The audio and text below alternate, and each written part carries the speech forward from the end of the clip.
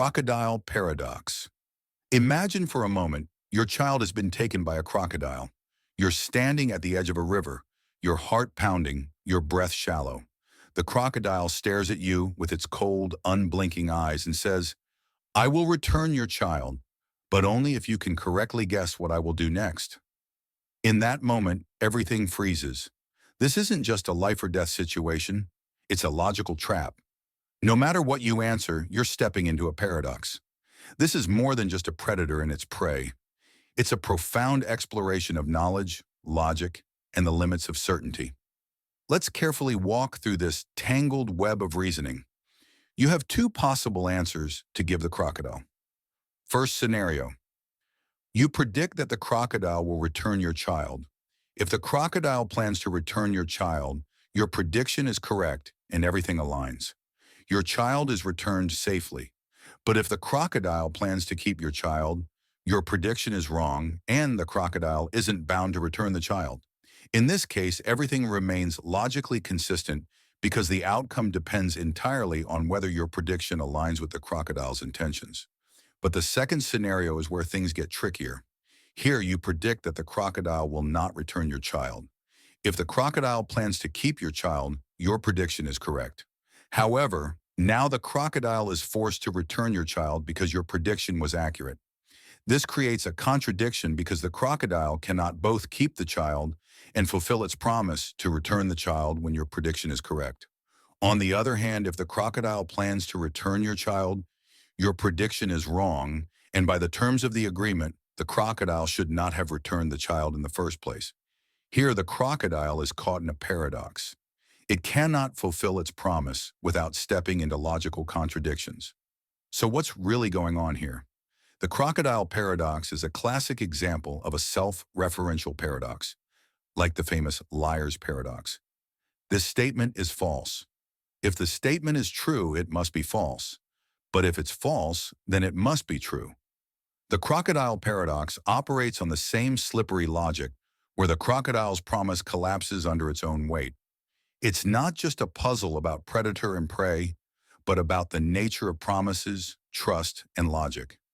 If a promise creates a situation where it cannot logically be kept, is it truly a promise? And if a situation is built on contradictory rules, can any outcome ever be fair or just? The crocodile paradox mirrors real-world situations where agreements are made on flawed premises. Think about legal contracts filled with loopholes, political promises built on conflicting conditions, or personal dilemmas where every choice feels like a trap. But beyond the logic, the paradox reveals something about power and control. The crocodile is not just a passive participant in this riddle, it's the architect of the trap. By setting the rules in a way that guarantees a contradiction, the crocodile ensures that no answer can fully satisfy the agreement. In a way, it represents authority structures or systems where the rules are intentionally rigged to maintain control, even in the face of logic and fairness. Can this paradox ever be solved? Philosophers have debated this for centuries, and the general consensus is no. The paradox isn't meant to have a resolution. It's not about finding an answer. It's about understanding the problem. It's a thought experiment designed to expose the limits of language, logic, and our assumptions about fairness and promises. But perhaps the real lesson of the crocodile paradox is this: not every question has an answer. Not every problem can be solved through pure reasoning. Sometimes the real power lies not in solving the puzzle, but in recognizing the trap it sets. So if you ever find yourself face to face with a crocodile offering a deal that seems impossible to fulfill, remember this paradox. Sometimes the game is rigged from the start, and the only winning move is to recognize the paradox for what it is: a cleverly constructed trap hiding behind the illusion of choice. Friendship Paradox. Ever wondered why your friends seem to have more friends than you do? It's not just in your head. It's a real phenomenon called the friendship paradox. This counterintuitive idea suggests that, on average, your friends are more popular than you are. But how is that possible? And more importantly, what does it reveal about how we interact, connect, and compare ourselves to others? Let's start with the math behind the paradox. Imagine a social network, not the one on your phone, but the web of connections that links people together. Some individuals have only a few friends, while others are social butterflies, connected to dozens or even hundreds of people. The friendship paradox emerges because people with a lot of friends are more likely to be your friends. Why? Think about it this way. If someone has 100 friends, they have 100 chances to be connected to you. On the other hand, someone with just 2 friends has only 2 chances. In any network, the popular people act as hubs, disproportionately influencing the average number of friends your friends have. This mathematical quirk means that when you compare yourself to your friends, you're more likely to be comparing yourself to someone who has above average popularity. As a result, your friends will, on average, seem to have more connections than you do. But the paradox isn't just about self-perception. It's also a reflection of how networks operate, from social circles to the internet. The friendship paradox doesn't stop at numbers. It has profound psychological and social implications, especially in the age of social media. When we scroll through platforms like Instagram or Facebook, we often see the highlights of other people's lives, vacations, parties, achievements, shared by our most connected friends. This creates the illusion that everyone else is more popular, more successful, or more interesting than we are. The friendship paradox helps explain why this illusion is so pervasive. We're naturally more exposed to the lives of the most connected individuals, amplifying our sense of comparison. This can have a significant impact on mental health. Research shows that social comparison is a key driver of anxiety, envy, and even depression. The friendship paradox reminds us that these comparisons are often based on a distorted perspective. Your friends might seem more connected, but that's mostly due to how networks work, not because you're less valuable or less connected yourself. Interestingly, the friendship paradox isn't just a curiosity. It has practical applications in public health. For example, it's used to identify influential individuals in social networks during disease outbreaks. Health officials may target vaccination campaigns or public health messages to people who are more connected, as they're more likely to influence others. By leveraging the paradox, we can improve the spread of helpful information and curb the spread of harmful misinformation or diseases. The paradox also sheds light on the dynamics of influence and inequality in networks. In any network, whether it's a group of friends, a professional community, or a social media platform, connections aren't distributed evenly. A small number of individuals often hold a disproportionate amount of influence. The friendship paradox reveals how this inequality shapes our perceptions, interactions, and even opportunities. But perhaps the most profound lesson of the friendship paradox is what it teaches us about perspective. It reminds us that our view of the world is always partial, shaped by the connections and relationships we have.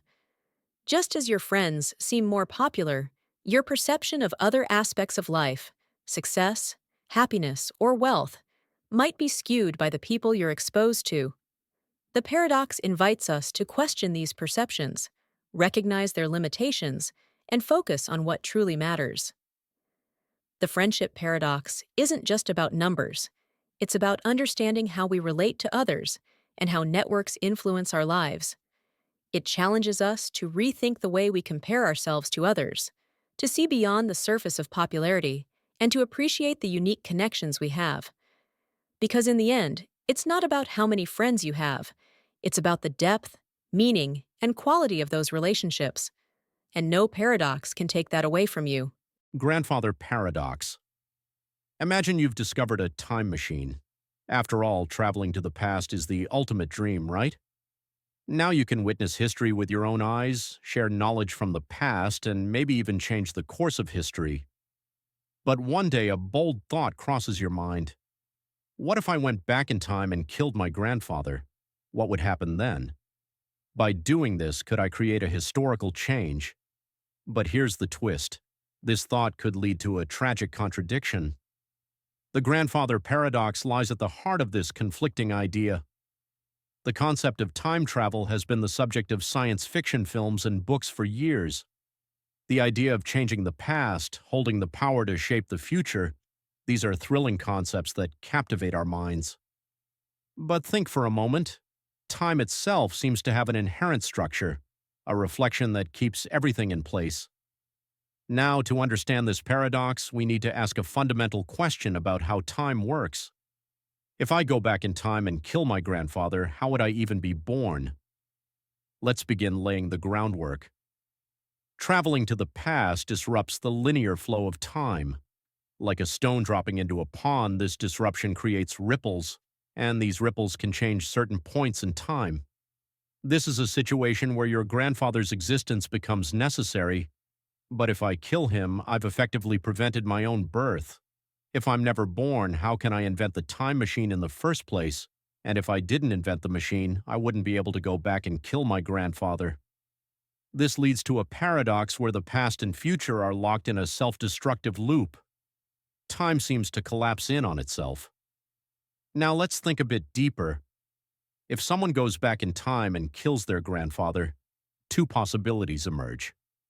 The first possibility is that the time machine works in a parallel universe, and you only experience your grandfather's death in a parallel timeline. But this brings up another question. How do our identities in the real timeline relate to parallel universes? The other possibility is that time travel directly alters the flow of time, preventing your own birth altogether. This would create an entirely new parallel universe, formed by someone who altered history, and once again this leads to a contradiction in history. Now let's consider a different perspective. What if time's immutability is the truth? That is, let's assume that traveling through time doesn't actually give us the power to change the flow of time itself. In this scenario, if you went back in time and killed your grandfather, the events of the past would remain unaffected. Time itself ensures that no matter how hard you try to change it, certain events and their consequences stay intact. This also leads to another paradox. If you wanted to kill your grandfather, time's flow would still somehow control the events, and no matter what efforts you put in, you couldn't avoid them. At this point, another significant issue arises. The idea of time travel reflects the human desire for wisdom and power. The ability to change the past, to have control over time, is perhaps the greatest power anyone could possess. But using this power comes with a great risk. By tampering with time's universal balance, you may create unforeseen dangers. If time is altered, what kind of order can we maintain? How do we sustain an interaction where the past and future are manipulated by us? The Grandfather Paradox makes clear the contradiction of wanting to control time. Having control over the past means destroying the very power needed to control it. This reflects our relationship with time and history. Ultimately, the Grandfather Paradox is not just a thought experiment, but also a philosophical question about our position in time. Time travel may seem like the key to a better world, but in an intricate universe where time works in such complex ways, perhaps it's not about manipulating time, but about appreciating the present moment. The Grandfather Paradox has no clear answer. The question it raises reveals how deeply human concerns about time, existence, and meaning run. Without truly understanding how time works, attempting to manipulate it is a dangerous endeavor. It's a reminder that the more we challenge the flow of time, the more we risk unraveling the very fabric that holds our reality together. Tolerance Paradox. Imagine a society that prides itself on tolerance, a place where people can freely express their beliefs, live according to their values, and engage in open conversation. Sounds like an ideal, right? But what happens when a new ideology enters? One that actively opposes the values of tolerance and aims to suppress the rights of others? This is where the tolerance paradox emerges. At the heart of the paradox lies a crucial yet uncomfortable question. Can a tolerant society continue to uphold its values if it tolerates intolerant viewpoints?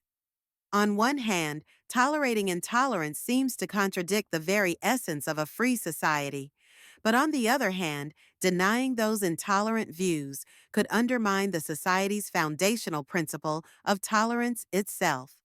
This dilemma was first brought to light by philosopher Karl Popper in 1945. In his work, The Open Society and Its Enemies, Popper argued that unlimited tolerance, tolerating all ideas, no matter how harmful, could lead to the destruction of tolerance itself. According to Popper, if a society allows intolerant ideologies to flourish without restraint, these ideologies can eventually erode the freedoms that the society was built upon. Popper's proposed solution was both simple and controversial. A tolerant society must have the right to be intolerant toward intolerance. At first glance, this might seem like a contradiction. After all, how can a society committed to tolerance justify intolerance? The key here is that Popper wasn't advocating for the suppression of all disagreement or the silencing of opposing views. Instead, he believed in drawing a line when those views actively threatened the safety and rights of others. This isn't about eliminating conflict or stifling debate, but about protecting the very conditions that allow a tolerant society to exist in the first place. The tolerance paradox, therefore, isn't just an abstract philosophical issue. It has real-world implications. Take freedom of speech, for instance. In a society that values free expression, does this freedom extend to those who use it to spread hate, incite violence, or advocate for the suppression of others' rights? Some argue that even the most offensive ideas should be allowed in the name of free speech, trusting that open debate will expose and discredit these harmful views. Others contend that tolerating such speech only creates fertile ground for intolerance, potentially putting vulnerable groups at risk. History provides us with stark examples of where the tolerance paradox has played out. In the early 20th century, many democratic nations tolerated the rise of authoritarian movements, mistakenly believing they could coexist with democratic values. In places like Nazi Germany, this tolerance allowed intolerant ideologies to gain power, ultimately dismantling democracy from within. So, where do we draw the line? This is where the paradox becomes particularly tricky. Not all forms of intolerance are equally dangerous, and not all disagreements threaten the very fabric of society.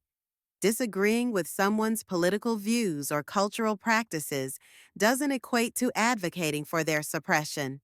The challenge, then, is in distinguishing between harmful intolerance that needs to be addressed and healthy conflict that should be encouraged. Critics of Popper's solution often raise valid concerns. Who decides what counts as intolerant? They argue that labeling certain ideas or groups as intolerant can be subjective and prone to abuse, potentially leading to the silencing of dissent under the guise of protecting tolerance. This highlights the delicate balance that societies must maintain between defending themselves and avoiding authoritarianism.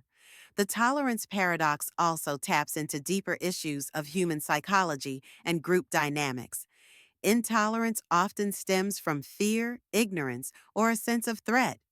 Addressing these root causes through education, empathy, and dialogue may prove more effective than simply suppressing intolerant ideas. However, these approaches have limits, especially when dealing with ideologies that fundamentally reject dialogue or compromise. In today's polarized world, the tolerance paradox feels more relevant than ever. We see debates over free speech, censorship, and the boundaries of tolerance play out in social media and political arenas daily. As we navigate these challenges, the paradox reminds us that tolerance isn't just about accepting differences, it's about protecting the principles that make peaceful coexistence possible.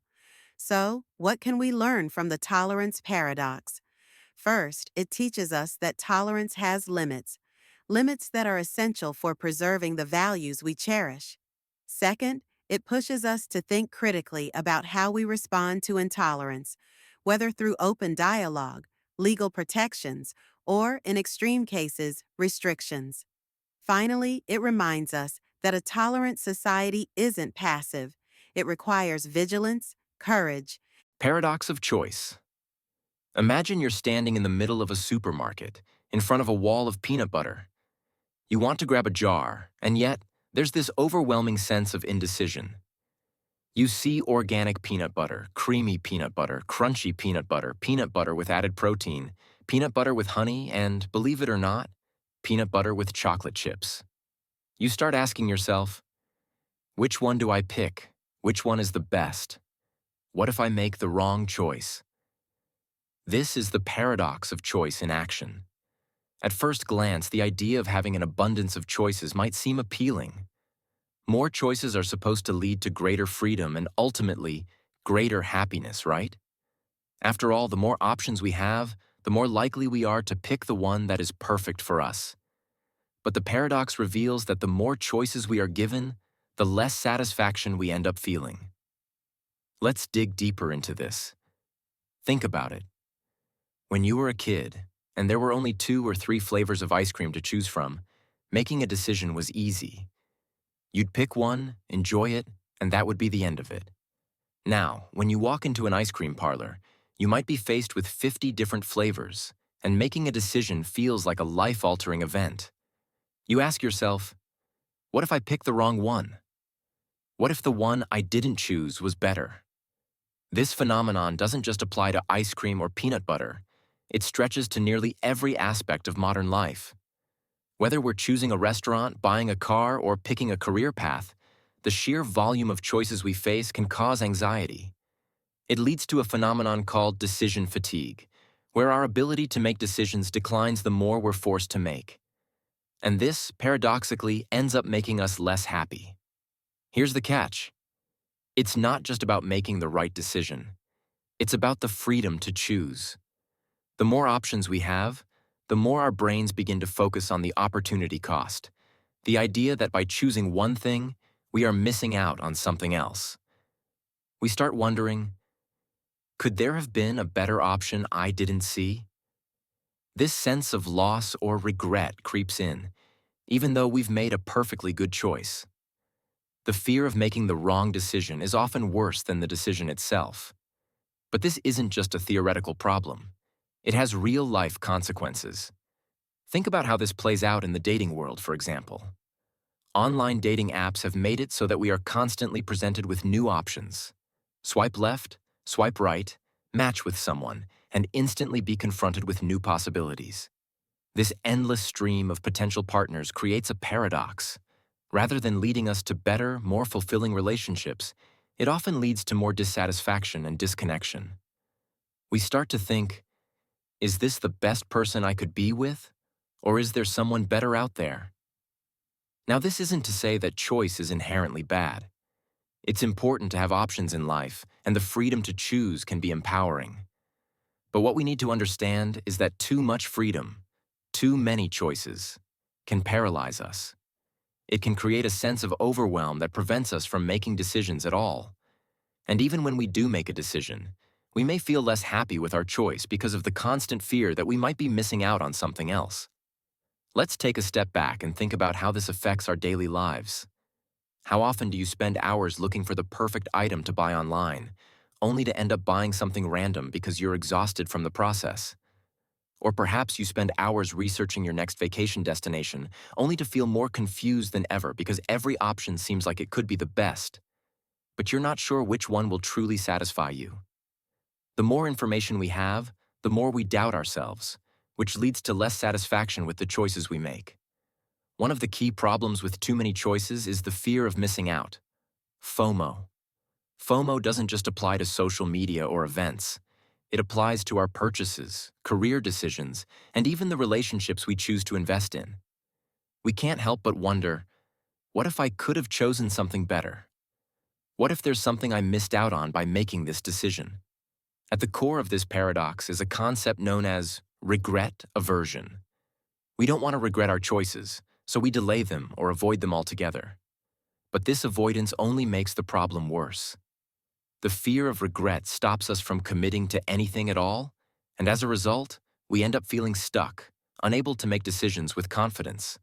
We spend so much time trying to avoid making the wrong choice that we end up not making any choice at all. Now let's explore a bit deeper. Is it possible that the abundance of choices in modern society has actually contributed to the rising rates of anxiety, depression, and dissatisfaction? It's not just that we have too many options. Here lies the heart of the time traveler's paradox. What happens when you, the traveler, attempt to alter events in the past? Could your actions become part of the very history that creates the need for time travel in the first place? Let's break this paradox down. You step into the time machine and travel back to the year 2025. You arrive in a small, bustling city where you meet an older man, frail yet wise. He tells you a story of how he once discovered the secrets of time travel, but in doing so, he created a cycle that could not be broken, a loop that forever links past and future. You ask, what loop?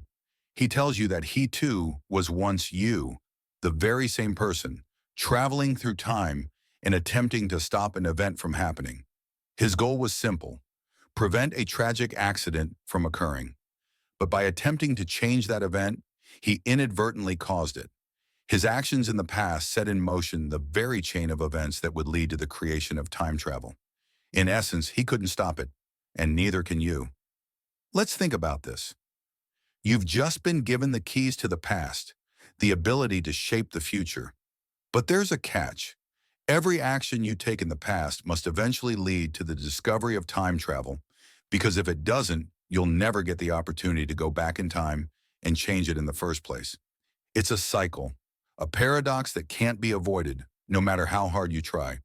The moment you step into the machine, you've already sealed your fate. The paradox becomes clearer when we consider the implications of time travel.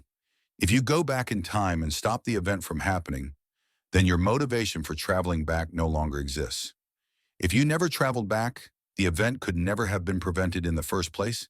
And if you never prevent it, you'll still travel back, still try to stop it, continuing the cycle forever. Now, this isn't just a theoretical problem. It's a thought experiment that explores the limitations of free will, causality, and destiny. Are we free to make choices, or are we simply following a path laid out by our future selves? Does the future control the present, or can the present change the future? To dig deeper into the time traveler's paradox, let's consider what it says about human nature. The desire to control time is rooted in the same impulse that drives us to manipulate the world around us, to fix our mistakes, to avoid pain, to achieve some kind of perfect version of our lives. But in trying to control the uncontrollable, we may find ourselves caught in a loop we cannot escape, no matter how hard we try. In the end, this paradox is not about simply traveling through time. It's about the nature of change itself. Can we truly change our destiny, or are we bound to repeat the same mistakes, trapped in a cycle of our own creation?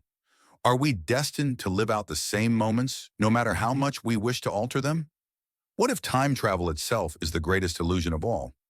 Perhaps what you're really experiencing isn't a journey through time, but an exploration of the limits of your own understanding, a reminder that the things we believe we can change may ultimately be the very things that shape us. So the next time you think about the future, ask yourself, do you really want to change it, or are you merely trying to outrun your own destiny? The butterfly effect. Small actions, big consequences. Imagine you're standing in a park, watching the wind blow gently through the trees. Suddenly a butterfly flaps its wings in the distance, and you think nothing of it. It's a beautiful, serene moment, and you continue with your day. But what if I told you that the simple flapping of that butterfly's wings could ultimately lead to a huge change in the world? The butterfly effect is a concept that suggests small actions can lead to large and unpredictable consequences. The term butterfly effect was coined by mathematician and meteorologist Edward Lorenz in the 1960s when he was studying weather patterns. Lorenz found that tiny changes in the initial conditions of a weather system could lead to vastly different outcomes. In other words, the flap of a butterfly's wings in Brazil could set off a chain reaction that eventually causes a tornado in Texas. While it may seem far-fetched, the underlying idea is profound. Even the smallest of events can have a ripple effect that spreads far and wide, beyond anything we can predict or control. This concept is often applied to chaotic systems, where predictability is nearly impossible. Chaos theory, which underpins the butterfly effect, challenges our understanding of how the world works. In traditional systems, we expect that small changes result in small consequences. However, in chaotic systems, small actions can result in disproportionately large impacts. This is what makes chaos theory so fascinating and mysterious. Small changes, even ones as seemingly insignificant as a butterfly flapping its wings, can completely alter the future. The butterfly effect also invites us to think about the interconnectedness of everything in our lives. If every action, no matter how minor, can lead to major changes, then everything we do has significance. Your decision to smile at a stranger today could cause a ripple effect that brightens someone's day and leads to them making a positive decision, which in turn could impact others in ways you may never know. On the other hand, an action taken in anger, frustration, or neglect could set off a negative chain of events, leading to outcomes that are equally far-reaching. In modern society, the butterfly effect also serves as a reminder that the world is far more interconnected than we realize. What happens on one side of the globe can influence the lives of people on the other side. This is especially true in today's age of technology, where information spreads faster than ever. A single tweet or post can go viral, triggering a series of events that might impact elections, stock markets, or even global conflicts. The butterfly effect isn't just a metaphor for the unpredictability of the world. It's also a lesson in the power of our choices. Each small decision, each action, can lead to something greater than we ever imagined. While we may not be able to predict the future, we do have the power to shape it through our choices. The butterfly effect encourages us to be mindful of our actions, as they may have consequences we can't even begin to foresee. Ultimately, the butterfly effect suggests that our world is much more fragile and interconnected than we think. A small change in one part of a system can reverberate through the entire system, leading to outcomes that are impossible to predict. Whether those outcomes are positive or negative depends on how we act, both individually and collectively.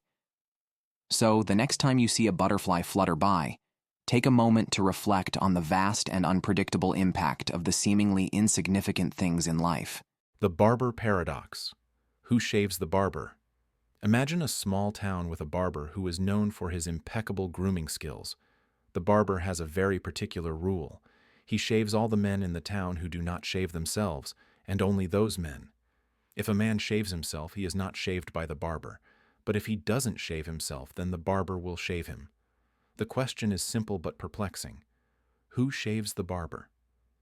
The Barber Paradox is a self-referential paradox that explores the idea of sets and membership, and how paradoxes arise when a set is defined by a rule that refers back to itself. The paradox arises when you ask, does the barber shave himself? If the barber does shave himself, according to the rule, he cannot shave himself because he only shaves those men who do not shave themselves. But if the barber does not shave himself, then by the rule, he must shave himself, because he shaves all men who do not shave themselves. This creates a contradiction. If the barber shaves himself, he must not shave himself. But if he does not shave himself, he must shave himself. In either case, there is no consistent answer. The barber cannot both shave and not shave himself at the same time. The Barber Paradox is a variation of a larger category of paradoxes known as Russell's Paradox, named after philosopher and logician Bertrand Russell. Russell's paradox also deals with self-referential sets, such as the set of all sets that do not contain themselves. The Barber Paradox is a simplified version of this, applied to a specific scenario. In a broader sense, the Barber Paradox forces us to think about the limits of rules and definitions. When a rule creates a set that refers to itself, it can lead to logical contradictions. This paradox highlights the limitations of trying to create rules or systems that can account for all possible situations, especially when those rules are self-referential. While the Barber Paradox might seem like a light-hearted riddle, it has deeper philosophical implications. It raises important questions about logic, self-reference, and the nature of rules and systems. It shows how certain types of definitions or systems, when they attempt to account for all possibilities, can end up trapping themselves in contradictions. The Barber Paradox is more than just a quirky thought experiment. It's a reminder that not all problems can be solved through simple rules or definitions. Sometimes, when we try to create systems that account for everything, we end up creating paradoxes that expose the limits of those systems.